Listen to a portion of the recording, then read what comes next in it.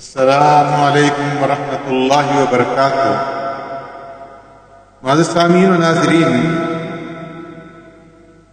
سیدنا فاروق اعظم رضی اللہ تعالی عنہ سے مروی ہے کہ ایک مرتبہ آقا نامدار سرور کائنات رحمت دو عالم صلی اللہ علیہ وسلم ایک مجمع میں تشریف فرما تھے کہ ایک شخص آیا اور ہم میں سے کوئی اس کو پہچانتا بھی نہیں تھا۔ اس آنے والے کے کپڑے جو ہے انتہائی سفید ہے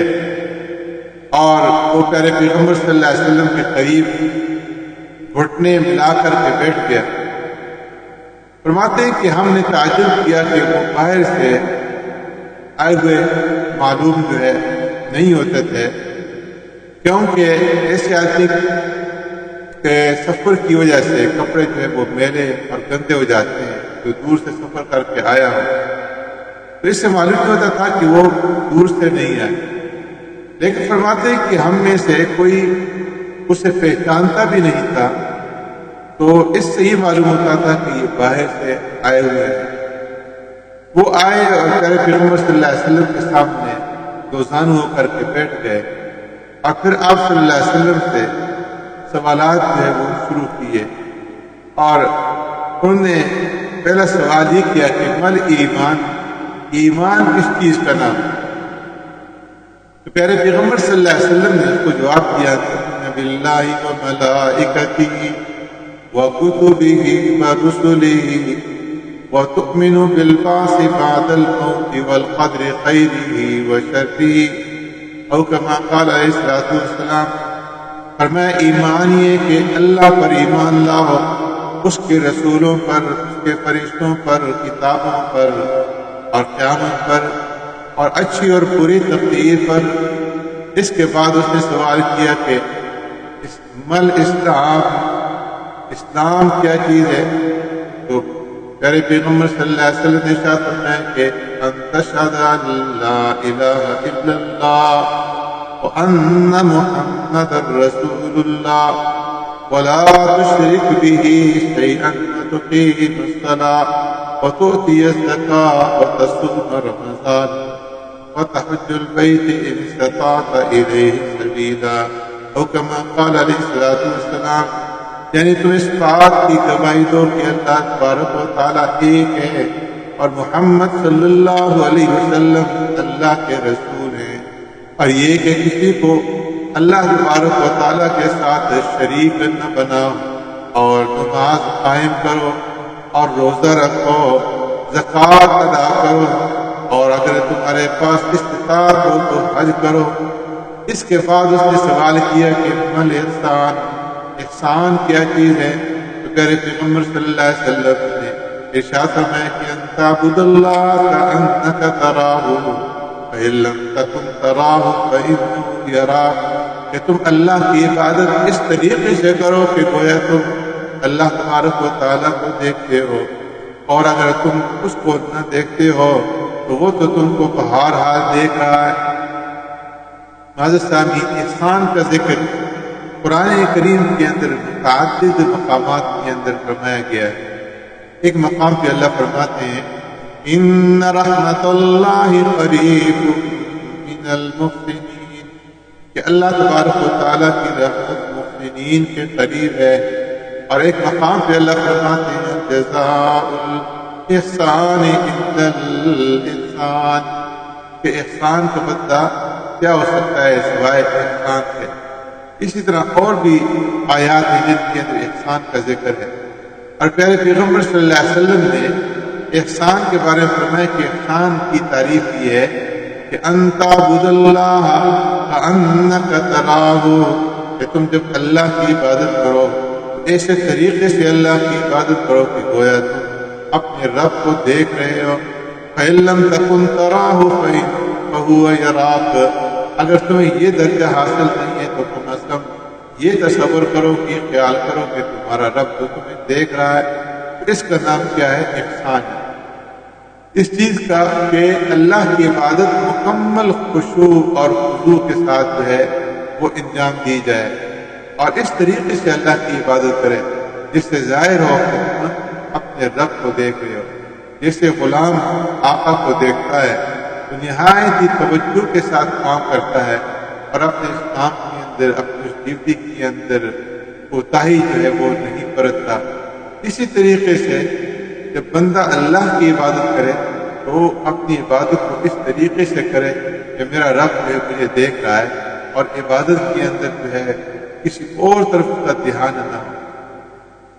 جیسے تم اپنے آقا اور مالک کے دیکھنے کے وقت عبادت کام کرتے ہو، ایسے ہی اللہ کی عبادت کرو۔ اور اگر تم کہو کہ ہم تو اللہ کو نہیں دیکھ سکتے، تو یہ خیال کرو کہ اللہ تبارک و تعالیٰ کو دیکھ رہا ہے۔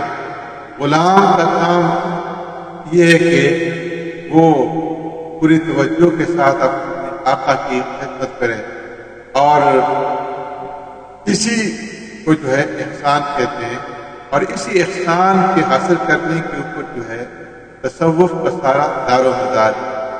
پیارے پیغمبر صلی اللہ علیہ وسلم کے زمانے میں، پیارے پیغمبر صلی اللہ علیہ وسلم کی مجلس ایمان کے ساتھ حاضر ہوتے ہی صحابہ اکرام رضوان اجمعین کو احسان کا درجہ حاصل ہو جاتا تھا، اس لیے کہ پیارے پیغمبر صلی اللہ علیہ وسلم کی جو روحانی قوت تھی وہ اتنی قوی اور اتنی مضبوط تھی کہ جو حاضر ہوتا تھا اس کے قلب کے اوپر ایسا اثر پڑتا تھا کہ وہ دنیا کی تمام چیزوں کو بھول جاتا تھا اور اللہ رب العزت کی طرف متوجہ ہو جاتا تھا۔ حدیث میں آتا ہے حضرت حنظلہ رضی اللہ تعالیٰ عنہ پیارے پیغمبر صلی اللہ علیہ وسلم کی خدمت میں کئی دنوں تک حاضر نہ ہوئے، تو پیارے پیغمبر صلی اللہ علیہ وسلم کی عادت مبارکہ تھی کہ آپ اپنے اصحاب کے بارے میں پوچھا کرتے تھے۔ تو جب وہ ایک دو وقت نہیں آئے تو فرمایا کہ حنظلہ کہاں ہے، حنظلہ کیوں نہیں آئے؟ لوگوں کو کچھ معلوم نہیں تھا۔ سیدنا صدیق اکبر رضی اللہ تعالیٰ عنہ نے عرض کیا کہ یا رسول اللہ صلی اللہ علیہ وسلم، میں ابھی پتہ کر کے آتا ہوں، پوچھ کر کے ان کے گھر والوں سے آتا ہوں اور خبر لاتا ہوں۔ چنانچہ سیدنا صدیق اکبر رضی اللہ تعالیٰ عنہ حضرت حنظلہ رضی اللہ تعالیٰ عنہ کے گھر تشریف لے گئے اور گھر والوں سے پوچھا کہ حنظلہ کہاں گئے ہیں؟ تو ان کی اہلیہ نے، کی بیوی نے بتایا کہ وہ گھر کے ایک کونے کے اندر سر جھکائے ایک کونے میں بیٹھے ہوئے ہیں۔ ابوبکر رضی اللہ تعالیٰ نے کہا کہ میں اندر جا کر تمہیں دیکھ سکتا ہوں، تو انہوں نے اجازت دی۔ سیدنا صدیق اکبر رضی اللہ تعالیٰ عنہ اندر گئے، دیکھا کہ حضرت حنظلہ رضی اللہ تعالیٰ عنہ ایک کونے میں بیٹھے رو رہے ہیں۔ سیدنا صدیق اکبر رضی اللہ تعالیٰ عنہ نے پوچھا کہ تم کیوں نہیں پیارے پیغمبر صلی اللہ علیہ وسلم کی خدمت میں حاضر ہوئے، مسجد میں کیوں نہیں آئے؟ تو حضرت حنظلہ رضی اللہ تعالیٰ نے جواب دیا کہ نافق حنظلہ، اس لیے کہ حنظلہ تو منافق ہو گئے۔ سیدنا صدیق اکبر رضی اللہ تعالیٰ عنہ نے پوچھا کہ کیسے؟ تو حضرت حنظلہ رضی اللہ تعالیٰ عنہ نے فرمایا کہ میں جب اللہ کے رسول صلی اللہ علیہ وسلم کی مجلس میں ہوتا ہوں تو دنیا کی ساری باتیں فراموش ہو جاتی ہیں اور اللہ تبارک و تعالیٰ سے تعلق جڑا رہتا ہے، اور جب گھر آتا ہوں بال بچوں کے اندر مصروف ہو جاتا ہوں تو پھر وہ حالت نہیں رہتی جو اللہ کے رسول صلی اللہ علیہ وسلم کی محفل اور کی مجلس میں رہتی ہے۔